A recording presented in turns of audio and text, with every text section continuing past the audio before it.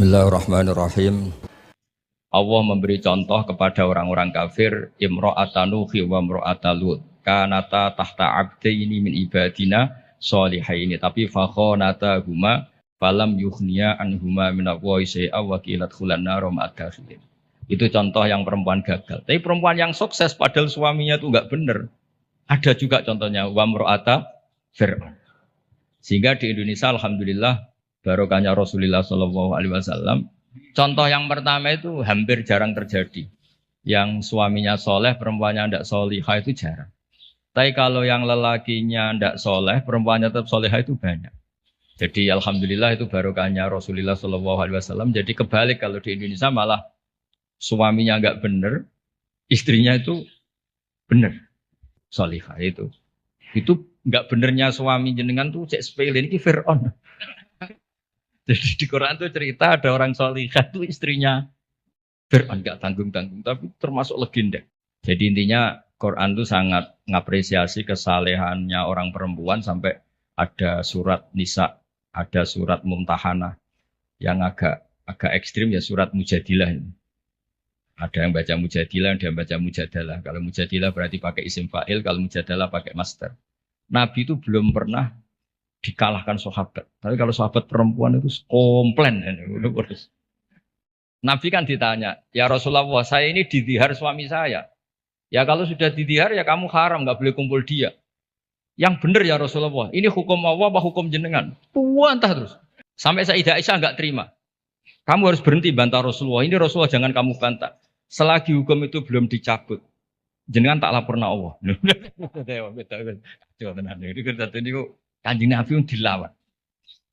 Akhirnya ya Allah nuruti. Makanya akhirnya dihar itu tidak sama dengan tolak. Mereka qad sami Allah qaulal lati tujadiluka fi zawjiha wa tashtaki ila Allah.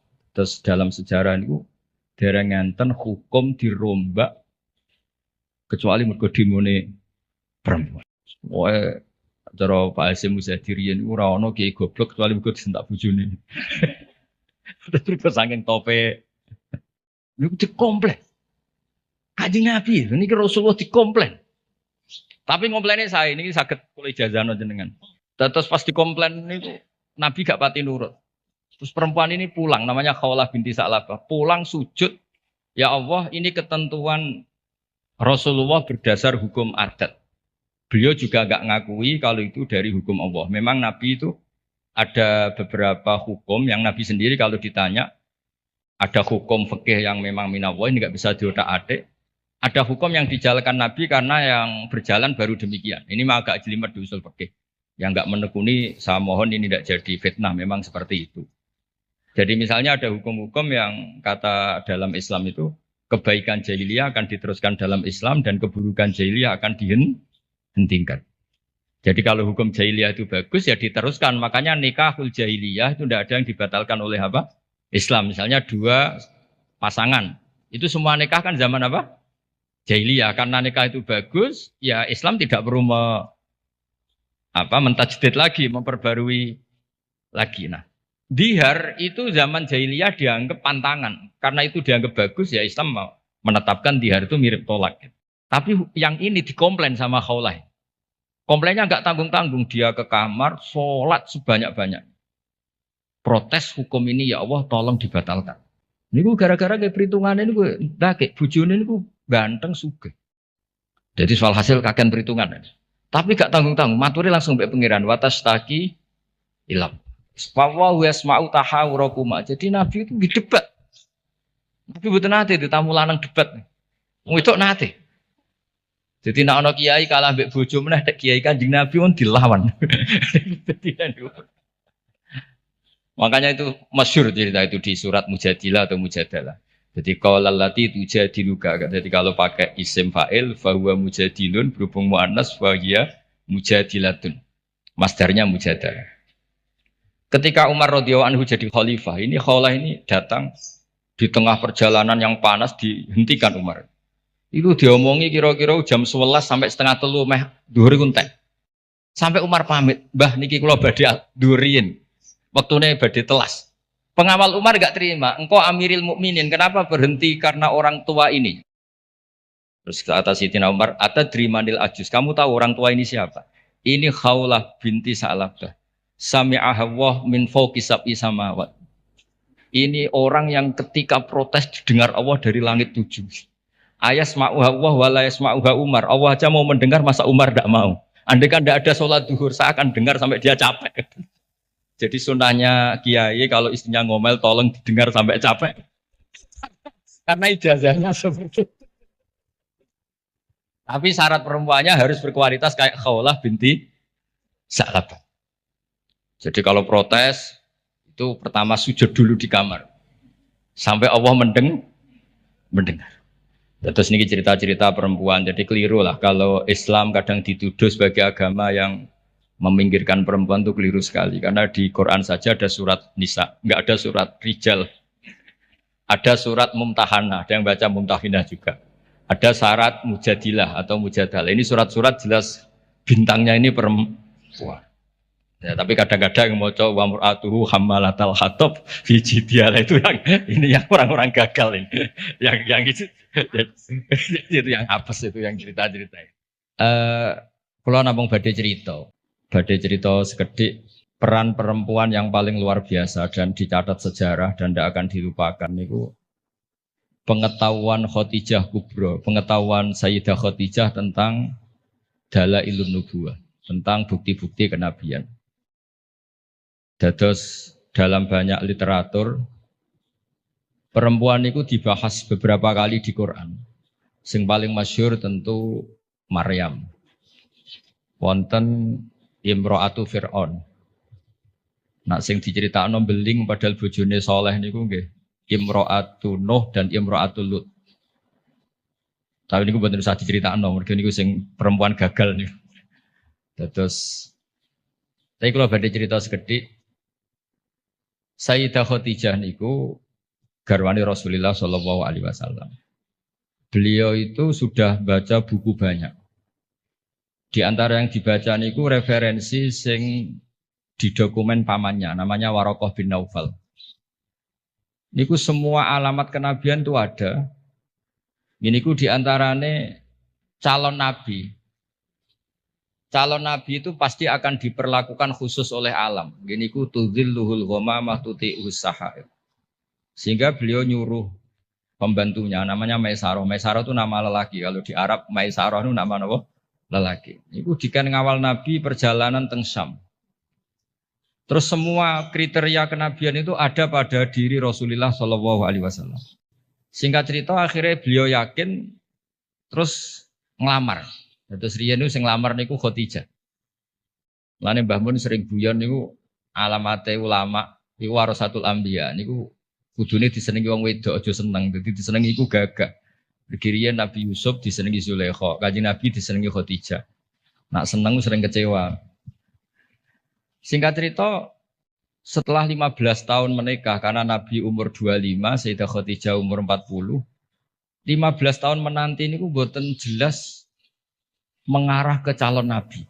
Jadi alamat itu kok tidak muncul lagi. Singkat cerita, pas Nabi Yusuf 40, Nabi kaget, angsal wahyu, disebut Fazia itu kaget. Akhirnya cerita tentang Khadijah. Sausé cerita tentang Khadijah ini sing agak unik. Dari sekian kriteria kenabian itu ditulis di buku. Tapi ada yang dipunyai hanya oleh perempuan. Terus para peneliti lelaki itu tidak punya, yang punya itu hanya perempuan dokumennya. Ketika sudah jadi nabi ini Khadijah matur, ya Rasulullah atau ya Zauji itu masih panggil ya Zauji. Nanti kalau teman kamu Jibril datang bilang ke saya. Walhasil malaikat Jibril ini rawuh. Ketika malaikat Jibril rawuh niki radi agak-agak gimana nih? Faka syafat ansaubiha. Buatan usah pikiran yang macam-macam. Barang sebagian tubuhnya dibuka, Khadijah tangkel. Jibril masih. Jari Nabi lari.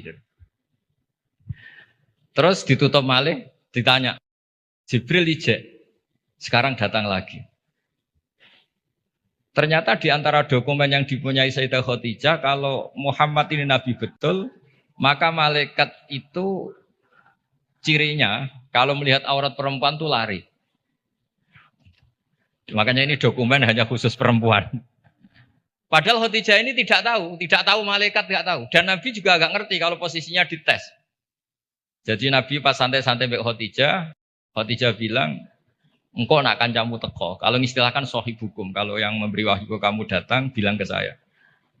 Itu bukti seakurat-akuratnya. Kalau seorang nabi itu ummi itu makun tata terimal kita bualal iman, nabi ada tahu. Tapi definisi kenabian itu orang lain tahu semua.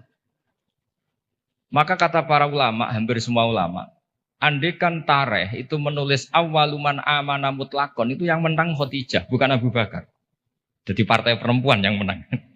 Jadi andekan cara penulisan sejarah itu siapa yang pertama iman secara mutlak, tidak melihat kelompok dan golongan, pasti yang menang itu Khadijah, seorang perempuan. Oh ini sengudang ibunya itu dia menang no partai perempuan. Dari kalau ini rodok wedi. Nggih, yang jelas niki pertama dan terakhir kula nuruti mbah kula Mbah Jamil kalah tuwa karena saake muslimat.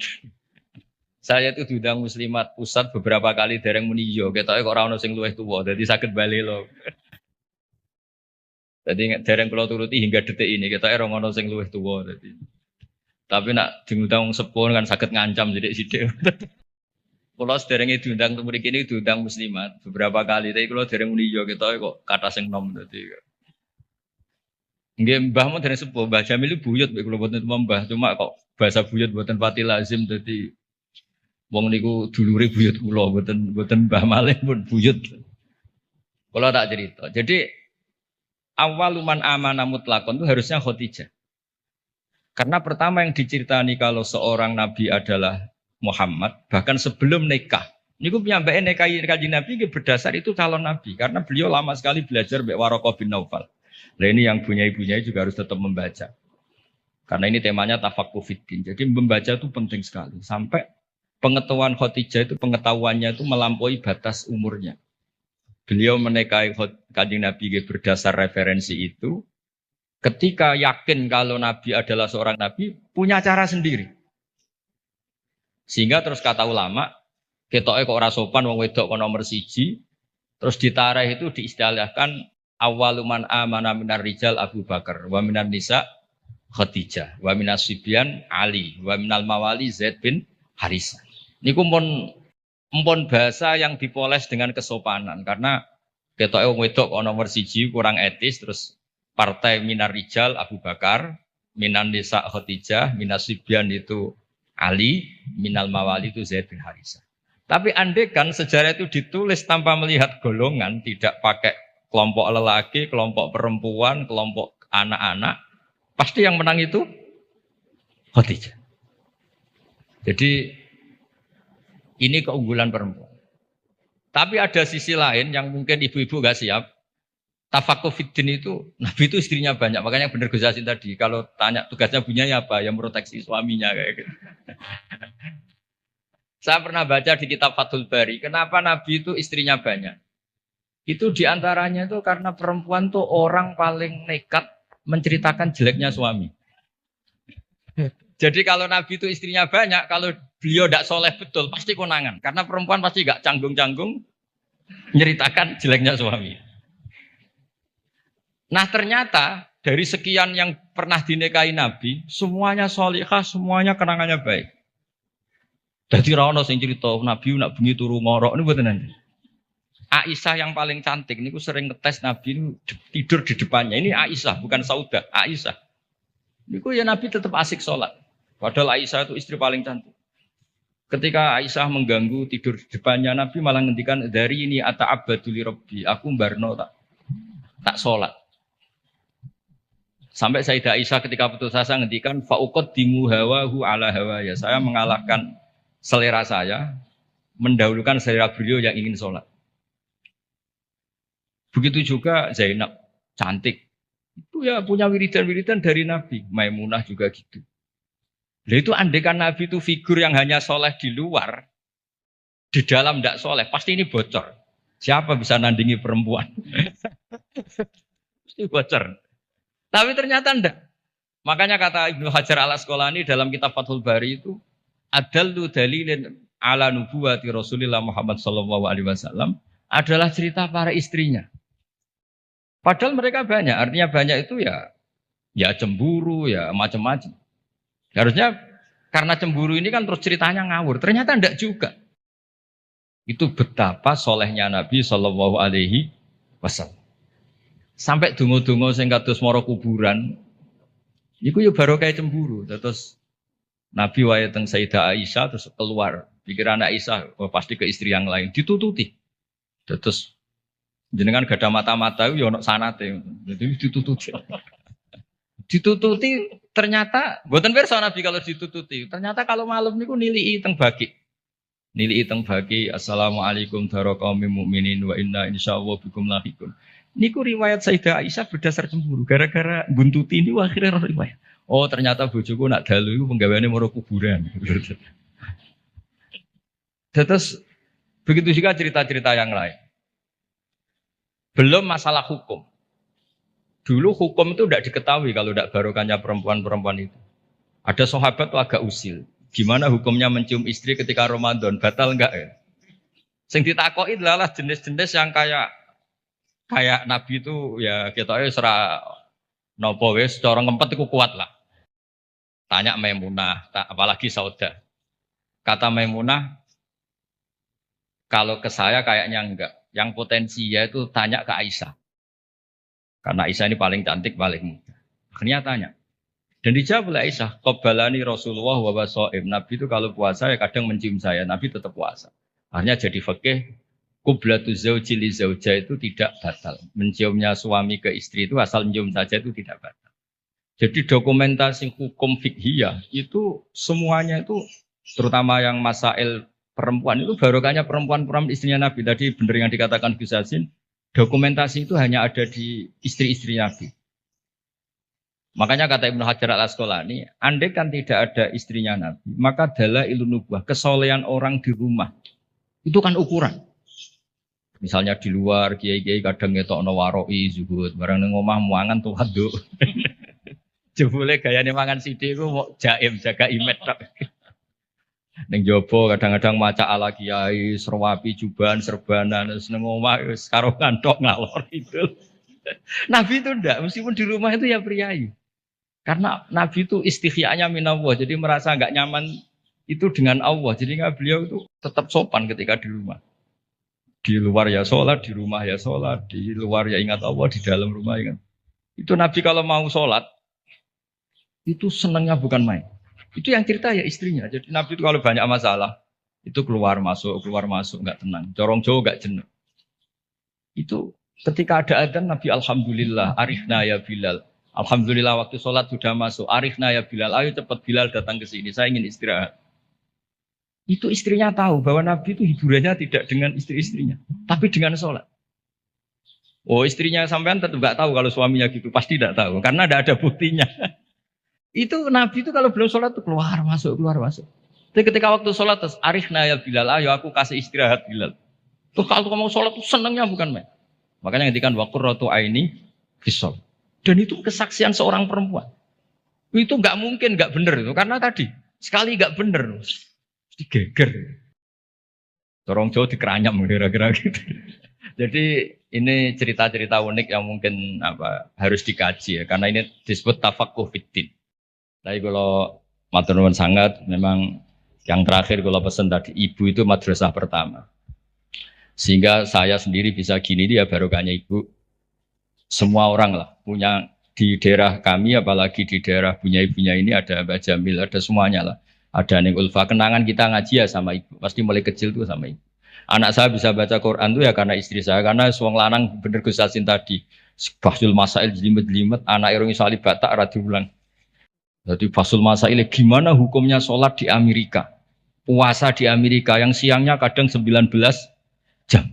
Gimana hukumnya sholat di bulan. Terus kiblatnya gimana. Apa mengkurep, apa gimana. Wah anak era sama Quran di Barno. Nah ibunya kan ngomel. Bar maghrib didusi dicemplung terus pokoke nang adus nang diulang ngaji. Akhire iso maca Quran. Jadi walhasil itu makanya Imam Syafi'i ngintikan al-madrasatul ula, yang dikatakan madrasah pertama adalah seorang apa? Ibu. Makanya rata-rata anak Indonesia itu benci bapaknya, itu juga didikan ibunya pasti. Jadi maka resikonya itu. Ngerasani bapaknya kok ambek anaknya. Nah, itu yang madrasah agak bener kalau ini yang. Tapi saya pastikan semua putra kiai yang bisa baca Quran itu udah ada yang barokahnya bapak, mesti barokahnya. Niki Mbah Jamil sering cerita kula niku, pokoke anakku iso mondok Mekah Madinah baru kaya tak ulang. Mergo anak abahe gampang nyepuro. Wong lanang iku mesti kula niku ngoten dilapori anak era sekolah nih santai jenenge wong lanang. Kan sepurane gede mbok dableke gede ra jelas wae wong lanang niku kan kemungkinane atine gede atau dableke gede. Tapi nek ibu-ibu kan wis ngomel. Dolanan diwamuk idusi kon ngaji. Nah, bapak wong lanang ora anak dolanan sowan nang wasi, ora bal-balan wasi. Sejak sore surup mulai lambi dicoplok rusuh ya asik. Wong ibu-ibu kan ndak. Cara cacile kok anut bapak iku goblok kabeh aku yakin. Tapi nggih ngoten misalnya anut ibuke nggih cerewet kabeh lan iki semua tengah-tengah.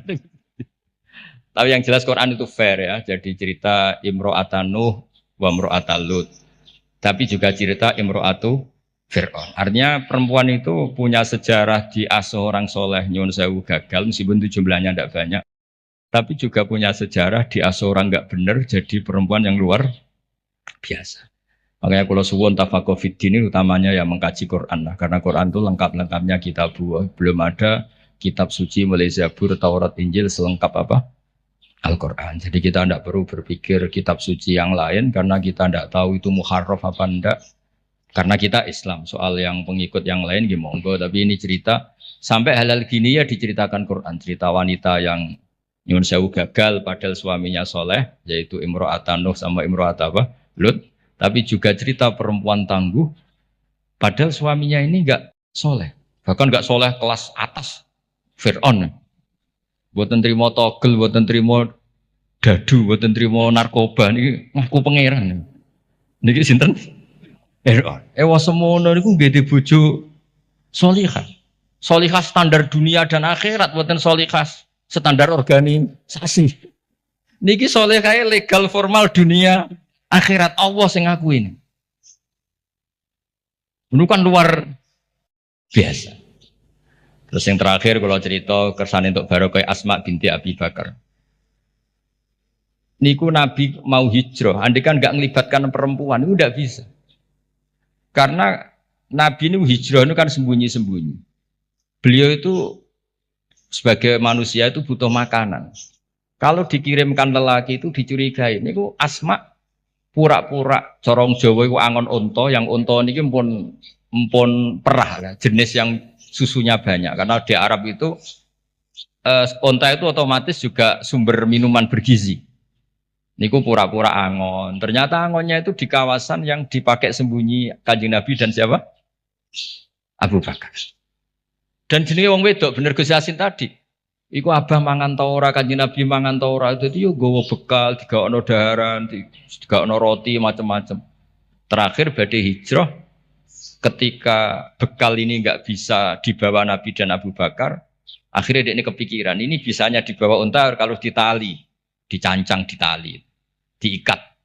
Akhirnya Asma niki beliau punya sabuk ya, sabuk dari kain, ikat pinggang dari kain terus disobek jadi dua, yang satu dipakai apa?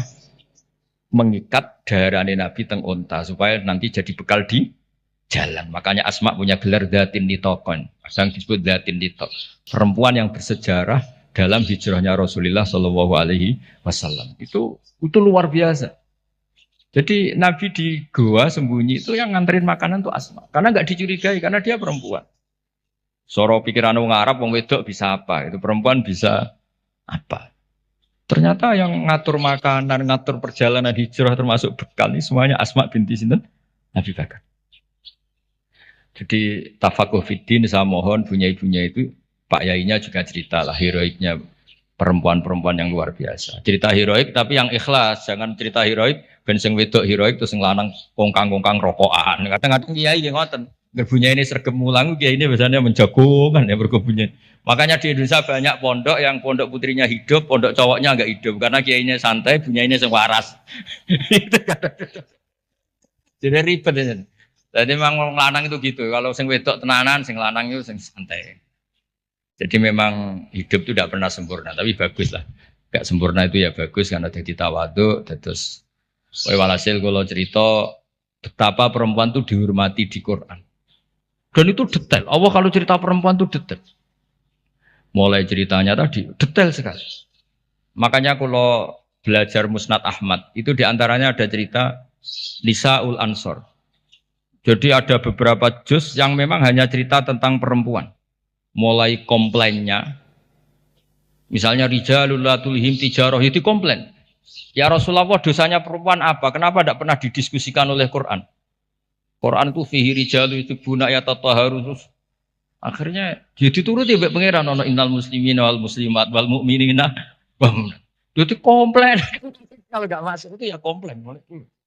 Jadi segawane komplain. Makanya Pak Kiai harus siap. Kalau tidak komplain namanya enggak perempuan. Mulai dulu itu apa saja dikomplain, ini apa dosa perempuan udah didiskusikan itu. Komplain. Wis pokoke ngoten niku ya diceritakno mbek Quran. Tapi kata Ibnu Hajar Al Asqalani dalam kitab Fathul Bari tadi, adallu dalilin ala nubuwati Rasulillah sallallahu alaihi wasallam adalah cerita semua istrinya. Biasanya maru itu kan enggak cerita baik, doroh itu orang kalau nikah banyak, itu biasanya kan ceritanya semrawut. Tapi Nabi itu karena di rumah benar-benar soleh, hiburannya itu sholat, hiburannya itu religius. Istrinya Nabi itu nggak bisa berbuat apa. Ya memang bersaksi kalau beliau itu seorang Nabi. Itu kalau Aisyah cerita, Nabi kalau dengar adzan tuh senengnya bukan main. Sampai bilang ini waktu istirahat saya. Kalau malam itu istilahkan gitu.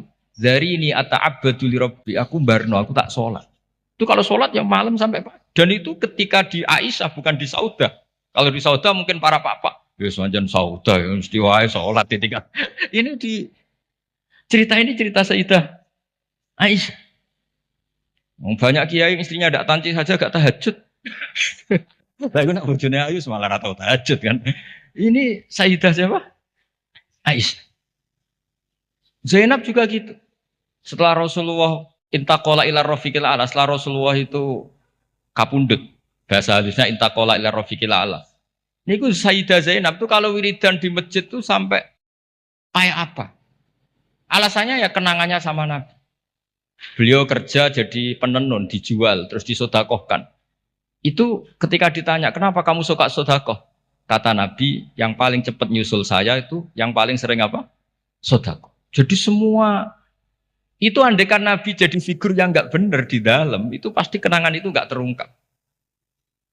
Tapi karena figur Nabi itu soleh di luar dan soleh di dalam, sehingga istri sebanyak itu kenangannya semuanya baik. Jadi intinya Islam juga mencatat kesaksian nubuah itu adalah sebagian besar juga dari seorang apa? Perempuan, termasuk dari Khadijah Kubra tadi. Jadi beliau menyuruh Maisarah itu Nabi ketika umur 25 tahun. Beliau sudah tahu kalau itu calon Nabi. Mutus Maisarah. Dan beliau memutuskan nikah dengan Nabi juga berdasar referensi itu. Makanya kata ulama, andekan awaluman amanah ditulis mutlakon tanpa embel-embel minar rijal, minan nisa, minar sibyan, maka pasti itu Khadijah. Tapi kalau jenengan mungkin terjemahnya pasti itu perempuan. Pasti itu Khadijah. Tapi kalau sampean kayak yang suka pasti itu perempuan. Tapi yang benar dalam sejarah pasti itu Khadijah, dan Khadijah itu seorang perempuan. Ini buatan maklaran tapi memang itu fakta. Banyak ngoten. Tapi ya perempuan ya tetap perempuan. Tapi Khadijah bisa gitu tuh baru kayak wong lanang. Jadi Warokoh bin Naufal. Makanya ada yang bilang ya Warokoh Khadijah pinter ngono itu mergo diulang Warokoh. Tapi Warokoh tetap kalah satu. Ketika Nabi jadi Nabi, orang pertama yang diceritain itu Khadijah bukan Warokoh. Makanya terus ulama debat itu Basul Masail lah kira-kira itu. Sekolah pokoknya partai Warokoh, monggo ibu-ibu partai sinten Khadijah. Tapi yang didokumentasi secara akhlak kita sebenarnya sopan kabeh disebut awaluman amanah minar rijal Abu Bakar wa minan nisa Khadijah wa minas sibyan Ali wa minal mawali Zaid bin Harisah, supaya semuanya awal. Kayak model sekarang lah, kayak ketua NU itu kan tidak ada wakil.